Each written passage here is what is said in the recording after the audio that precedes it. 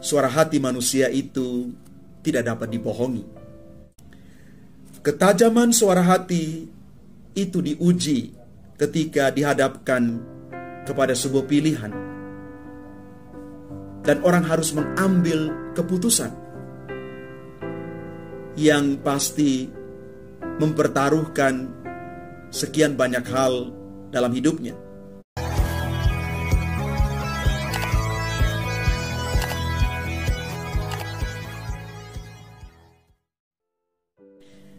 Salam Bapak Ibu, Saudara dan Saudari, sahabat-sahabat Garam Dunia yang terkasih dimanapun Anda berada.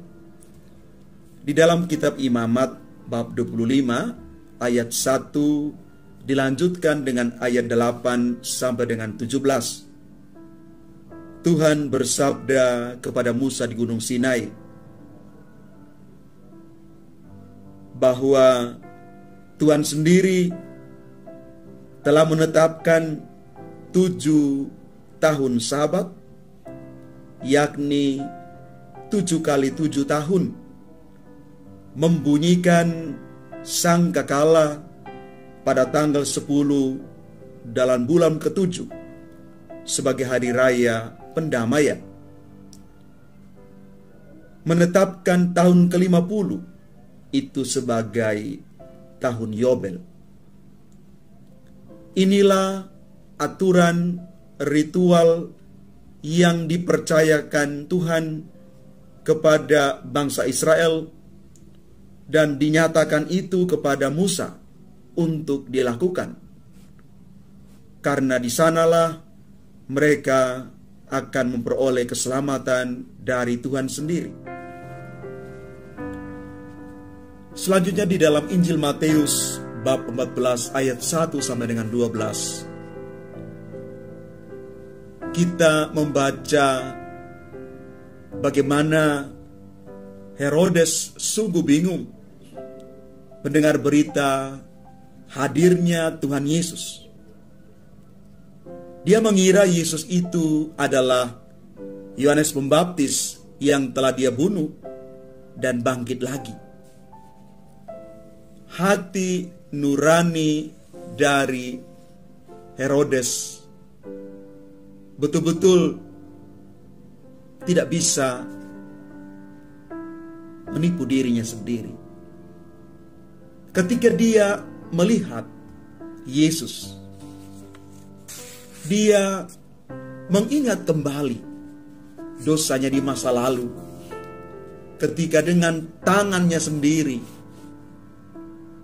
dengan perintahnya sendiri, dia akhirnya membunuh Yohanes Pembaptis. Dia harus menghilangkan nyawa orang yang tidak bersalah. Hati nurani dari Herodes terus berkecamuk.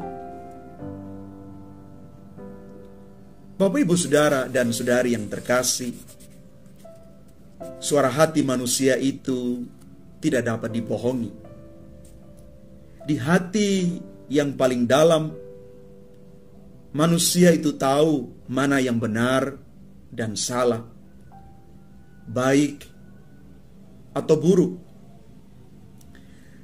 Ketajaman suara hati itu diuji ketika dihadapkan kepada sebuah pilihan, dan orang harus mengambil keputusan yang pasti mempertaruhkan sekian banyak hal dalam hidupnya, entah itu jabatan, kedudukan, kekuasaan, atau juga mungkin popularitas. Salah mengambil sikap dan pilihan, maka orang akan diseret kepada pusaran keangkuhan, arogansi, dan juga ambisi pribadi yang dapat membahayakan orang lain. Karena itu hanya dengan suara hati yang tajam, yang murni dan bersih, kita bisa tetap berbuat baik dan menghindarkan diri kita dari yang jahat itu. Maka pertanyaan untuk kita, bagaimana saya menggunakan suara hati saya? Karena suara hati yang baik, benar, yang sudah diberikan Tuhan kepada kita akan mengarahkan kita kepada kebaikan. Karena itu Santo Eugenius pernah mengatakan begini untuk kita semua, takdirmu adalah menjadi rasul dan jagalah di dalam hatimu api suci yang dinyalakan oleh Roh Kudus yang ada di sana. Hati nurani akan terus mengajarkan kepada kita bagaimana harus bersikap, bertindak, dan memilih yang terbaik untuk hidup kita.